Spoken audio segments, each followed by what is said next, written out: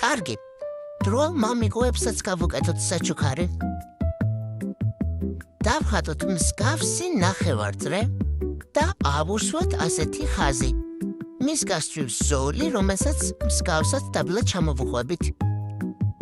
ქვედა ნაწილში დავხატოთ ტანი და მკლავები.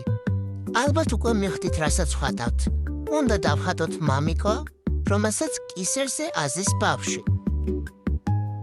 ორივეს დავუხატოთ თავები და ბავშვს მკლავი. თუ ბიჭია, დავუხატოთ მსგავსი ქოჩორი, თუ გოგო, მაშინ მსგავსი ნაწნავები. მამიკოსაც მივუხატოთ თმამ. ფონის შესანამაზებლად დავხატოთ ბევრი ბუშტი.